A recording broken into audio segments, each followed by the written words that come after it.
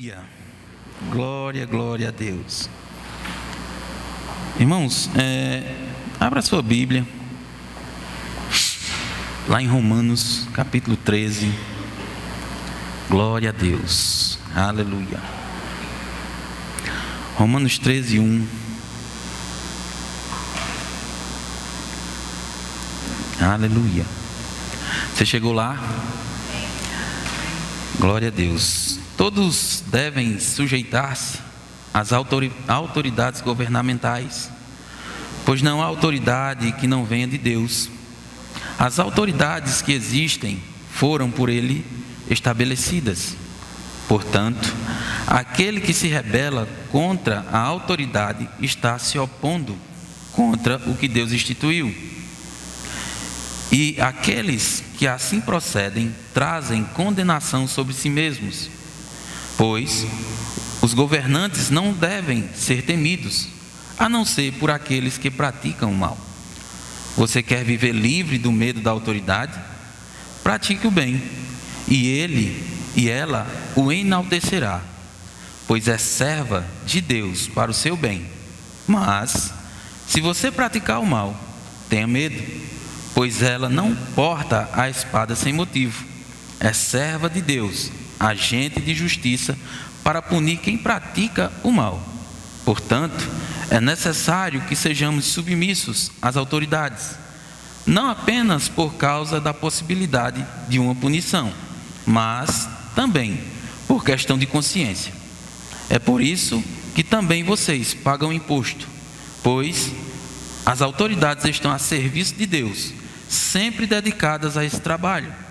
Deem a cada um o que lhe é devido, se imposto, imposto, se tributo, tributo, se temor, temor, se honra, honra.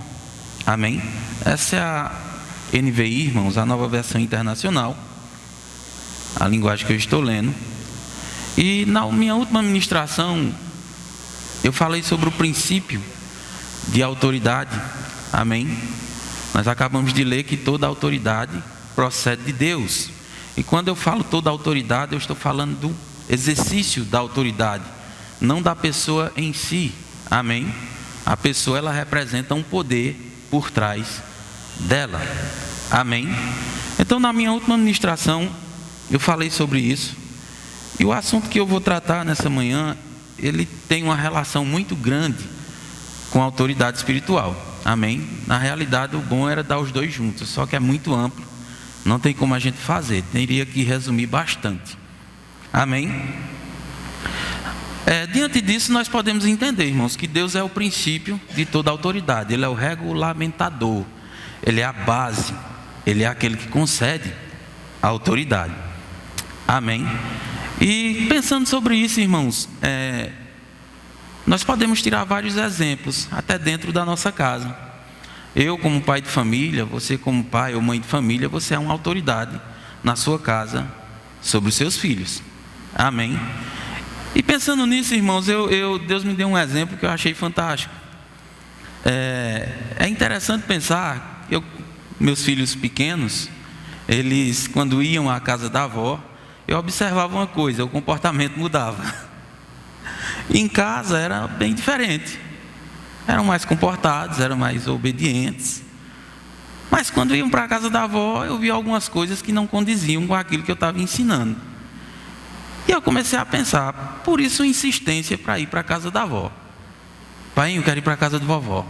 Pai, me deixa na casa de vovó. Vamos, pai, para a casa de vovó. Por quê? Não, porque eu gosto de lá, eu gosto de vovó, eu quero ver vovó. Estou com saudade de vovó. Eu digo, que lindo, né? Mas quando eu chegava lá, eu percebi que o comportamento mudava.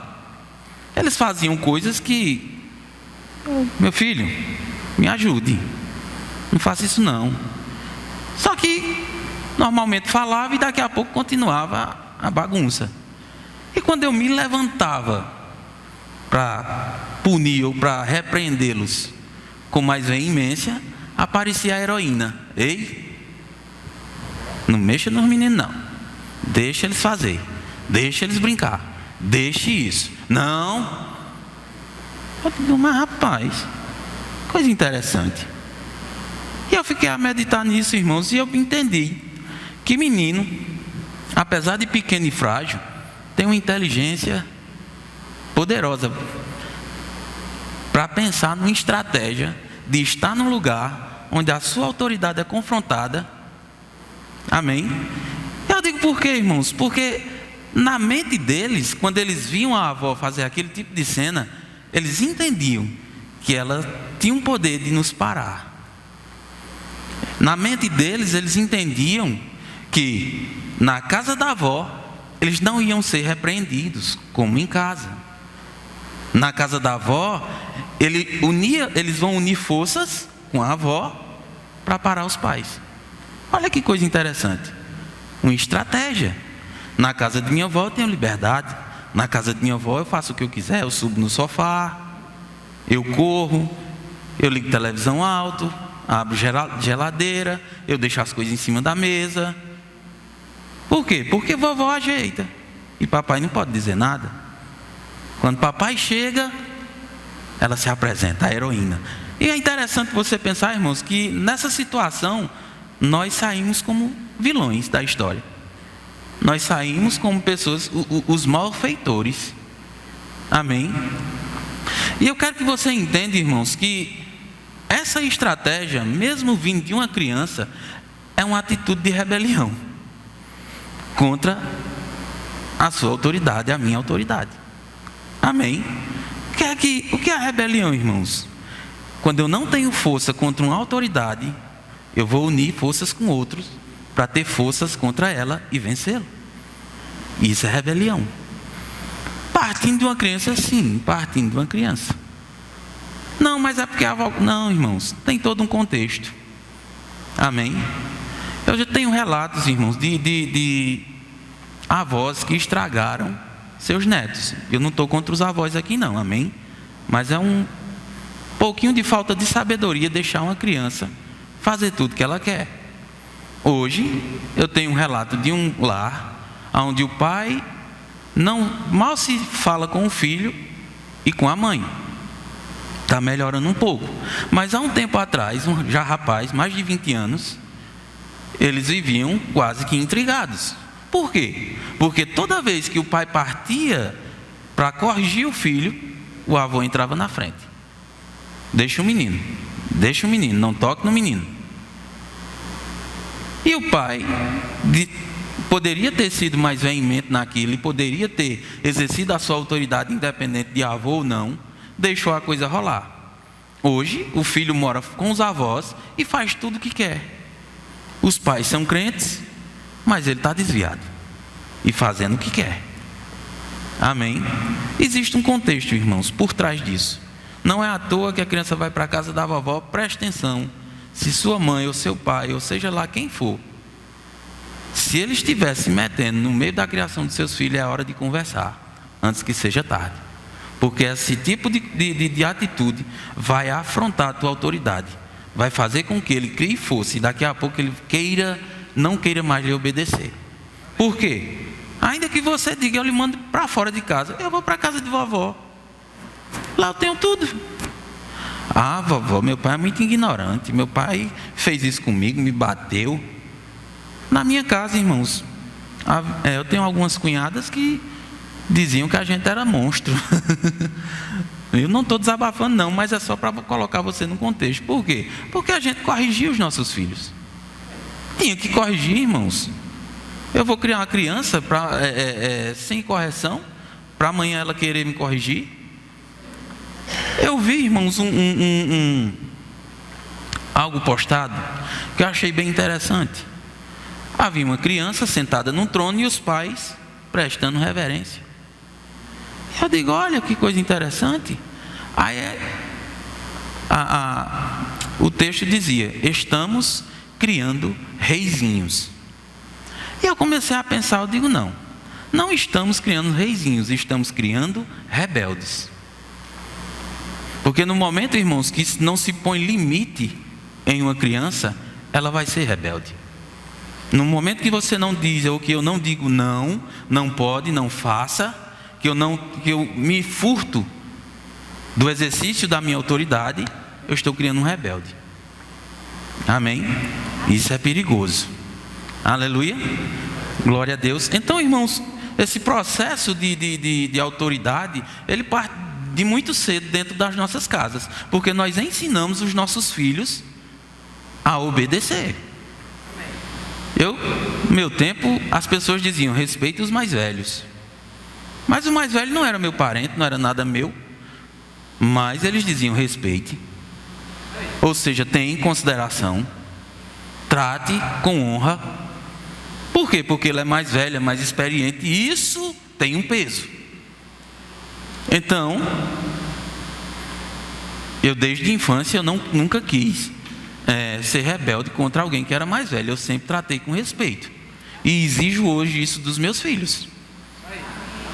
Amém? Aleluia. Aleluia. É interessante, irmãos, como Deus ele nos ensina as coisas. Estou trazendo um exemplo natural, mas daqui a pouco eu também vou te explicar o exemplo espiritual. Amém? Falando em rebelião, irmãos, a primeira menção de rebelião que nós encontramos na Bíblia, por incrível que pareça, acontece no céu. Amém? Por incrível que pareça, acontece no céu.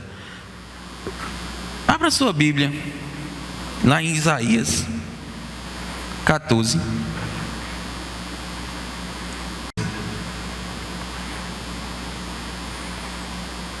Deus é bom.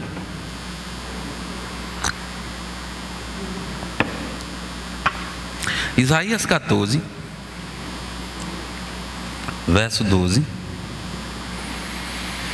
Como caíste do céu, ó estrela da manhã, filho da alva, como foste lançado por terra. Tu que debilitavas as nações, tu que dizias no teu coração: eu subirei ao céu, acima das estrelas de Deus. Exaltarei o meu trono, e no monte da congregação me assentarei, nas extremidades do norte. Subirei acima das mais altas nuvens, e serei semelhante ao Altíssimo. Aleluia. Irmãos, esse texto ele fala do sentimento de Satanás. Amém? Um sentimento de exaltação, um sentimento de soberba, um sentimento de orgulho, um sentimento de querer um lugar que não é dele, que não foi destinado para ele. E esse é um sentimento perigoso, irmãos. Se você, daqui a pouco eu vou lhe mostrar como isso acontece. Aleluia. Como é sutil esse tipo de coisa. Satanás, irmãos, estava num lugar onde ele tinha honra. Satanás estava num lugar, aliás, Satanás não, Lúcifer, que ele só se tornou Satanás depois que caiu. Amém? Estava num lugar de honra, estava num lugar de autoridade. A Bíblia diz que ele tinha trono. Quem tem trono, irmãos, tem autoridade. Quem tem trono governa. Amém? Dado por quem? Por Deus. Mas como assim Satanás foi honrado? Sim, irmãos, foi honrado. Honrado por Deus. Se você ler, abra aí, Ezequiel 28. Aleluia. Ezequiel 28, no verso 12.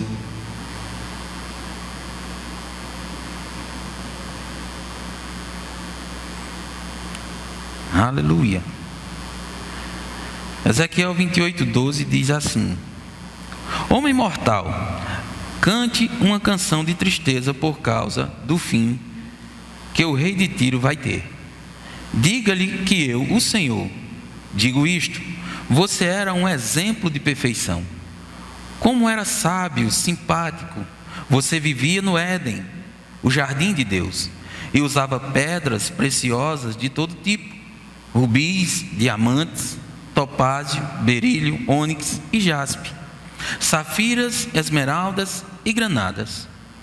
Você tinha joias de ouro que foram feitas para você no dia em que foi criado. Eu fiz de você um anjo protetor, com asas abertas. Você vivia no meu monte santo e andava pelo meio das pedras brilhantes. A sua conduta foi perfeita desde o dia em que foi criado até que começou a fazer o mal.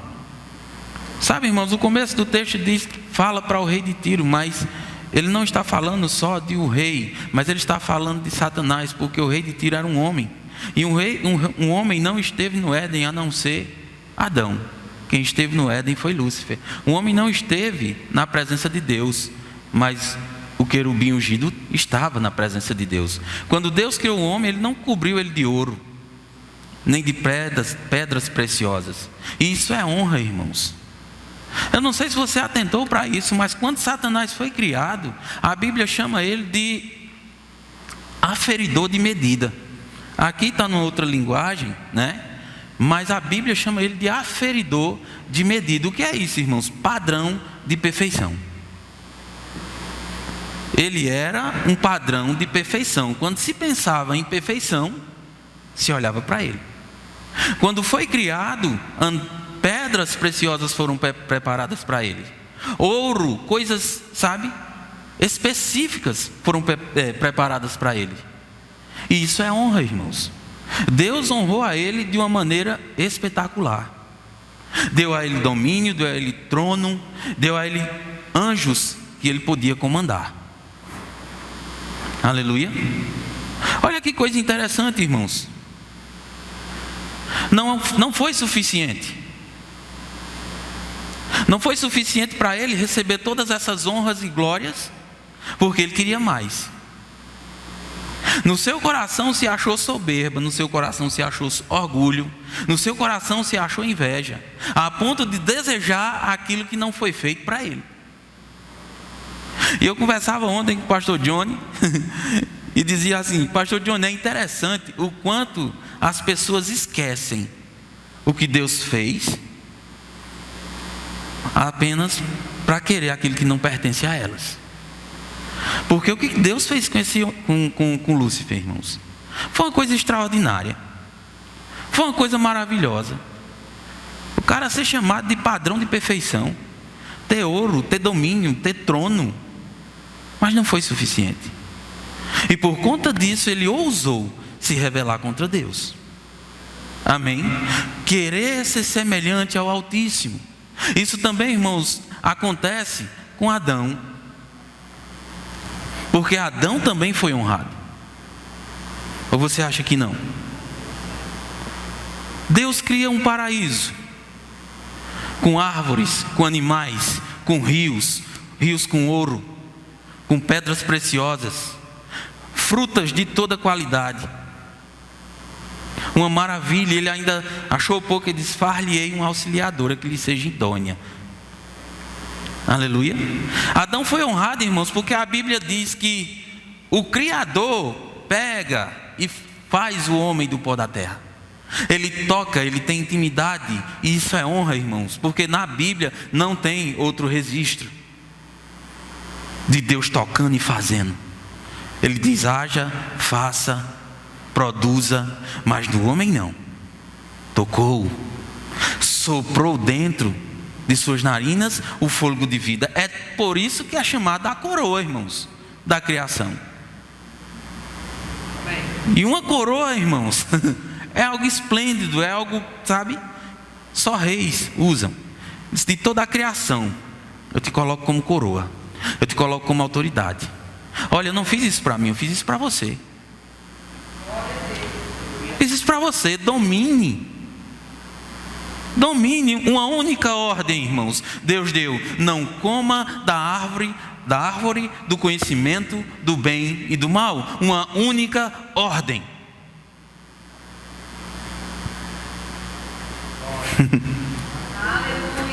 Mas o sentimento de querer mais faz com que o homem Adão esqueça tudo que Deus fez. E deixa eu te dizer uma coisa, irmão, não foi pouco. As pessoas dizem que Deus é exagerado, né? Meu irmão, que exagero para um homem. Como é que a pessoa cega diante de uma coisa dessa? Porque isso é um sentimento sutil, irmãos. Ele vem por meio de uma palavra, ele vem por meio de outras pessoas. E termina o homem caindo porque não vigia, porque deixa de olhar para Deus. Na história de Lúcifer, ele queria ser igual a Deus, queria ser semelhante ao Altíssimo. Na história de Adão não é muito diferente. Quando Eva traz a fruta, o que é que ela diz? A serpente me disse que se a gente comer, nós seremos como Deus, conhecedores do bem e do mal. Não é muito diferente. Nesse momento, irmãos, essa palavra acho que tomou conta dele, porque ele esqueceu tudo aquilo que Deus fez para ele e se rendeu a uma proposta do inferno. Esqueceu a honra, esqueceu tudo aquilo que foi preparado para ele. Por quê, irmãos? Será que aconteceu com Adão? Estava entediado, um lugar tão bonito. Acho que eu não estou gostando mais daqui não, quero provar outra coisa. Não, irmãos, não foi isso. Foi o desejo, a cobiça de ocupar um lugar que não era dele. Então, irmãos, a rebelião, ela se caracteriza por desobediência à voz de comando de Deus. Deus deu uma ordem: Adão, não coma. E Adão quebra essa ordem, Adão quebra esse princípio e se rebela contra o próprio Deus. Aleluia. Não só foi com ele, irmãos, não só foi com ele. Se você olhar lá não lembro se é 2 Samuel, 1 Samuel 15, você vai ver a história de Saul. Saul foi constituído rei, ungido rei de Israel, para governar sobre aquele povo. Dele viria a descendência, ele seria alguém da onde o Cristo descenderia. Tinha poder, tinha um povo e tinha o apoio de Deus, que é o principal. Uma única ordem: vai lá, destrói a Amaleque. Destrói tudo, porque nada que tem lá presta. Destrua. Uma simples ordem. Fácil, porque Deus estava com ele, fácil de cumprir. Quando chega lá, ele parcialmente destrói o que Deus havia mandado. E daqui a pouco ele volta com o rei e com o melhor dos rebanhos. Passados os dias, Samuel intercede está orando por ele, e Deus diz assim: eu rejeitei a Saul, para que não sejas mais rei sobre Israel. Lá vem Samuel falar com Saul, e Saul diz: bendito que vem em nome do Senhor, eu executei as ordens do Senhor. E Samuel diz a ele: aleluia. E que barulho de ovelhas e de bois é esse que escuto? Não, o povo quis trazer os melhores do rebanho e quis trazer também o rei. Ou seja, eu tive uma ideia melhor do que a de Deus. Sabe, irmãos, e isso é perigoso quando você ouve a voz do Senhor e você quer pegar atalhos ou você quer fazer diferente. Havia um comando de Deus, havia uma ordem de Deus, simples. Porém, a pessoa se achou no direito de ter uma ideia melhor. E o interessante, irmãos, é que quando Samuel o indaga, ele não cai na consciência, ele tenta remendar de todas as formas. Não, rapaz, eu trouxe para sacrificar o teu Deus. Deus não gosta de sacrifício? Então agora a gente tem para sacrificar o Senhor. Aí Samuel diz: porventura tem Senhor prazer em sacrifícios? Aleluia. Em que se obedeça a sua palavra? Aleluia. Aleluia, porque ele diz: o pecado de feitiçaria é como o pecado de rebelião. Eu fui entender isso, irmãos. Porque o pecado de feitiçaria é como o pecado de rebelião. E eu estudando percebi uma coisa, irmãos. Quem faz feitiçaria, quem pratica feitiçaria, se abre para demônios. E quando essa pessoa se abre para demônios, ela se desvia de Deus e começa a receber a influência de demônios. E ali ela tanto se desvia como desvia também as pessoas. O pecado de rebelião é semelhante. Quando você não cumpre a voz de Deus, aqueles que também estão ao seu comando vão se desviar junto com você. Aleluia. Foi o caso de Lúcifer, porque a Bíblia diz que 1/3 dos anjos veio com ele. Pessoas que foram contaminadas por aquilo que ele falava, por aquilo que ele dizia. Aleluia. O que é que eu aprendo com isso, irmãos? Nós estamos em uma igreja onde existem autoridades. Aleluia. As autoridades foram o quê? Constituídas por Deus para o nosso bem. Não foi para o nosso mal. Quer o louvor delas? Faz o certo. Não é? Você não vai ser só louvado pela autoridade presente, mas você vai ser louvado pelo próprio Deus. Porque Ele é a autoridade que constitui a autoridade. Quer o louvor delas? Faz o bem. Aleluia. Não foi para o nosso mal. Não foi para nos prejudicar. Aleluia. Para o nosso bem. Para que pudéssemos crescer saudáveis, fortes, ter uma direção. Aleluia. Muitas coisas, irmãos, você não vai entender quando o pastor falar sobre visão, porque a visão é dada a ele. E porque foi dada a ele, a visão dele alcança mais longe do que a minha e a sua. Você está vendo até aquela porta preta, ele está vendo lá do outro lado, no bandeirante, bem longe. E isso é perigoso, irmãos, porque muitas pessoas, às vezes, quando vê um projeto dentro da igreja, para que isso? Por que isso? Não podia estar fazendo assim, não podia estar fazendo assado. Tua visão só vai até a porta, aprenda isso. A minha visão só vai até a porta, a do pastor não. Porque Deus ungiu com a ferramenta com um propósito para. Aleluia. Aleluia. É onde muita gente se perde, irmãos. É onde muita gente se perde. Talvez Lúcifer, mesmo honrado, mesmo tendo tudo o que ele teve, ele deve ter pensado: o Senhor não poderia ter me dado mais? O Senhor não poderia ter me colocado ali do ladinho dele? Talvez ele tivesse pensado isso, irmãos, e por isso ele se perdeu. Porque eu vou te dizer uma coisa, irmãos: as pessoas se perdem. Elas são chamadas porque têm frutos, porque a conduta está excelente, por isso são chamadas. Mas o problema não é ser chamado, o problema é permanecer na conduta correta. Porque na conduta correta, irmãos, muitos se perdem no seu caminhar. Vou dar um exemplo. A Bíblia diz que Jesus tinha 12, não era ladrão. Jesus sabia. Jesus não sabia? Sabia. Mas a Bíblia também diz que Judas se tornou ruim. É uma opção.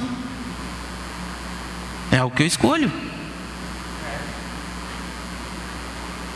Lúcifer se tornou. Amém? Você pode, irmãos, ser chamado dentro da igreja. Você pode ser chamado para trabalhar na igreja, porque o pastor está vendo frutos na sua vida.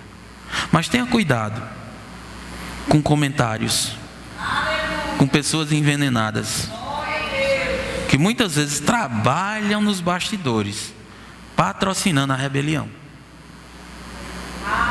Quando alguém chegar, irmãos, falando mal do pastor, Não aceite. Não aceite. Quando chegar falando mal de dano, não aceite. Porque isso é um espírito por trás dessa pessoa, tentando contaminar o seu coração. Aleluia. E eu vou mais longe, irmãos. Pode ser pessoas de influência. Porque o pastor não tem bola de cristal, não. Quando ele chama, ele está vendo o coração. Mas na caminhada a pessoa pode se tornar ruim. Pode se perder. O que é que eu tenho que fazer? Vigiar a minha vida. Vigiar a minha vida. Sabe por quê, irmãos? Porque eu só vou dar conta dela. Aleluia. Cuidado. Cuidado, porque a rebelião, irmãos, ela destrói famílias, ela destrói empresas. Já vi funcionário virar patrão. Não que isso seja algo absurdo, não, irmãos, mas existem meios onde o empregado pode tomar aquilo que não é dele, através de rebelião. É um pecado que Deus julga rápido. Eu não sei se você percebeu, mas com Satanás não teve negociação. Deus o repeliu. Não teve muito negócio com Saul. Aleluia. Não teve. Não teve muito negócio com Adão. É interessante, irmãos, você vai prestar atenção nisso. O rebelde, ele está sempre procurando um motivo para caluniar uma autoridade. Agora, por quê? Porque ele quer trazer o grupo que ele tem interesse, ele quer trazer para ele. E porque ele quer trazer para ele, ele inventa uma calúnia para contaminar aquele grupo e ele arrumar força para derrubar a autoridade. Aleluia. Aleluia. O rebelde, irmãos, ele está sempre querendo tapar o sol com a peneira, arrumando uma desculpa. Você diz, olha, isso aqui, ele arruma uma desculpa. Nunca assume, rapaz, eu pequei, eu errei. Amém? Veja a atitude de Davi. Davi pecou, nós sabemos, com uma mulher casada. Tentou cobrir de todas as formas o seu pecado. Mas quando o profeta chega diante dele e conta a história da ovelhinha, a ira de Davi se acende. E quando ela se acende, ele diz, eu vou punir esse homem. É digno de morte. Quem ele é? Ele disse, esse homem é você. Cadê a atitude de Davi? Tirou a coroa. Pequei. Foi se humilhar diante de Deus. Foi pedir perdão a Deus. Aleluia. É diferente, irmãos. O que foi que Saul fez? Não. Pelo contrário. Eu trouxe os rebanhos. Eu trouxe o rei. Nós vamos sacrificar. Olha como é diferente. Quando Deus vai para Adão, olha como é diferente. Adão, onde estavas? Ouvi tua voz no jardim, Senhor, e percebendo que estava nu, tive medo e me escondi. Aí ele disse, quem te disse que estavas nu? Porventura comeste do fruto da árvore que te ordenei que não comesse? A mulher que tu me destes, me deu e eu comi. Ou seja, não assume, não toma para si o seu erro. Não é aquele que diz, Senhor, me perdoe, olhe, infelizmente eu não obedeci à sua voz, eu pequei, me perdoe. Não, ele joga para o outro. A mulher foi a serpente. Mas sabe, irmãos, é interessante também você pensar que quando Deus fala, Ele dá essa ordem, Ele dá no singular. No dia que dela comerdes, certamente morrerás. Eva come, mas você percebe que nada acontece? Agora quando Adão come, os olhos se abrem. Você está entendendo? A responsabilidade era dele, irmãos. O povo tem essa história de jogar a culpa na mulher, mas não, a responsabilidade era dele, que não cuidou bem de sua casa. Aleluia. Glória a Deus. É sutil, irmãos. Quando você falar com uma pessoa, que você mostrar por A mais B que ela está errada e ela não quer aceitar, deixa eu te dizer uma coisa, não fale mais nada. Porque o coração dela está trancado. E eu vou dizer a você, quanto mais você falar, ela vai ficar com raiva de você. Ela não vai receber aquilo que você está dizendo. Ela já decidiu ser rebelde. Ela já decidiu permanecer no seu erro. Aleluia. E um rebelde decidido, irmãos, só a misericórdia. Aleluia. Deus é bom. E o tempo todo. Aleluia. Meu Deus, cadê a hora? Ixi, foi-se embora. Irmãos, nós também temos outro caso lá em 2 Samuel 15. Se você puder abrir lá rapidinho, minha hora está já bem avançada. Aleluia.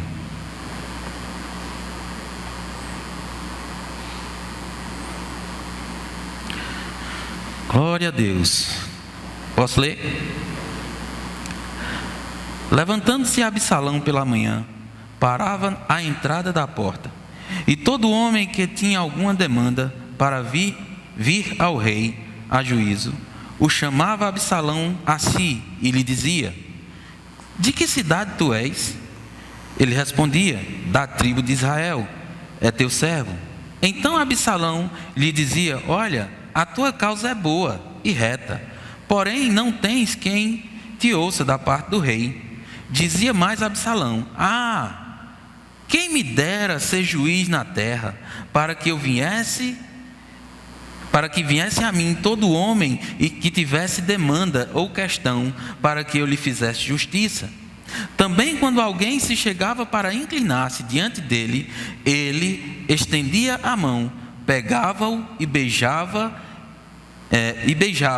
Desta maneira fazia Absalão a todo Israel que vinha ao rei para juízo. E assim ele furtava o coração dos homens de Israel.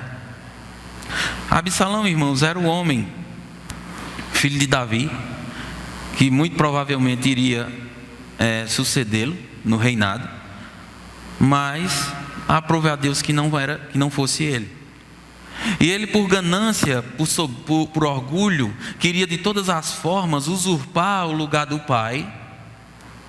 Fez uma estratégia: eu vou para a porta da entrada da cidade, e quando eu chegar lá, eu vou pegar na mão do povo, eu vou colocar na cabeça deles que o rei não tem tempo para eles. Era isso que ele fazia. Olha, não tem quem te ouça da parte do rei. Quem me dera ser juiz na terra de Israel, porque todo homem que vier, eu lhe farei justiça. Pegava no povo, prevalecendo-se da posição de príncipe. O povo se prostrava diante dele, ele pegava o povo pela mão, beijava, ou seja, tratava, de uma forma bem especial, com um propósito: roubar o coração do povo. Aleluia. Olha como é sutil, irmãos.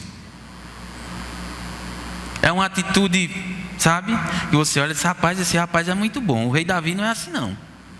O rei Davi é chato, o rei Davi é ruim, o rei Davi não tem tempo para ninguém. Mas sabe, irmãos, o resultado do rebelde foi a morte. Ele ainda conseguiu sentar no trono, ele ainda conseguiu ficar lá, mas o resultado dele não foi legal.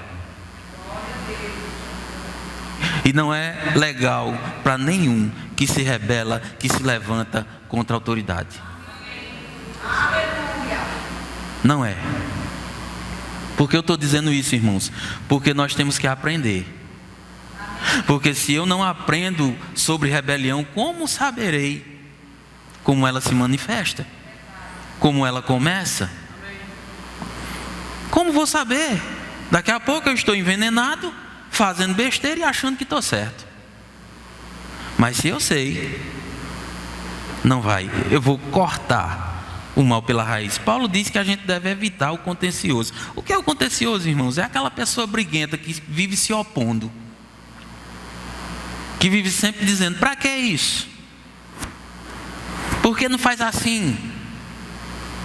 Por que é desse modo? Ah, mas o pastor deveria, mas a Elisângela deveria, a pastorinha deveria fazer, e deveria ser assim, e deveria ser assim. Ei, por que tu não faz? Aleluia! Glória a Deus! Tu quer abraço? Abraço. Quer sorriso? Sorria. Quer visita? Visite. Aleluia!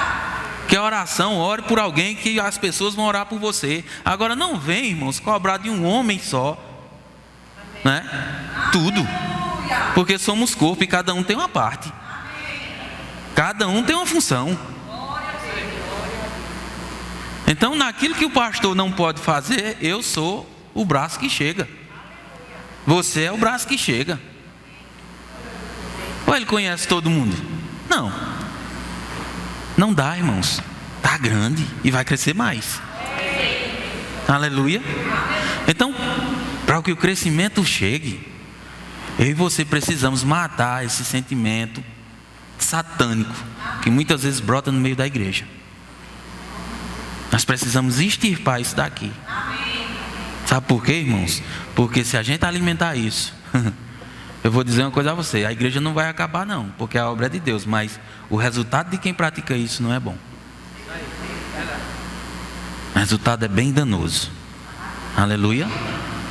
Eu ouvi um relato, lendo um livro de John Bevere, onde ele dizia: eu conheço um pastor que ele treinou um ministro, e o ministro tinha um dom espetacular, e por um tempo ele pastoreou uma igreja fora, e a igreja lotou, e era uma maravilha. Porém, na sua caminhada, esse ministro tinha um vício, e esse vício se manifestou a ponto de trazer escândalo. Ele era tão capaz que as pessoas queriam mantê-lo no púlpito, mas o pastor dele foi lá e disse: não, rapaz, tire ele, deixa eu tratar ele. Trouxe ele para a sua casa, tratou-lo por um tempo, e ele começou a ministrar de novo e estava fluindo. Aí o ministro disse: eu vou para tal lugar para estabelecer uma obra. E o pastor dele disse: rapaz, espere mais um pouco. Ele disse: não, eu tenho que ir logo. Tipo, Deus tem pressa. Não, rapaz, espere mais um pouco. Não, eu vou. E foi. Chegou lá, a coisa fluiu. Porém, no meio da sua caminhada, o mesmo vício começou a se manifestar. Aleluia. Ou seja, irmãos, não ouvir a voz daquele que está sobre nós nos trará dano. Perder o ministério, porque ninguém vai ouvir um ministro com um vício. Amém? Glória a Deus. Aleluia. Irmãos, eu queria ter mais tempo, mas meu tempo foi embora. Quero dizer a você, muito obrigado por ter me ouvido, né, nessa manhã.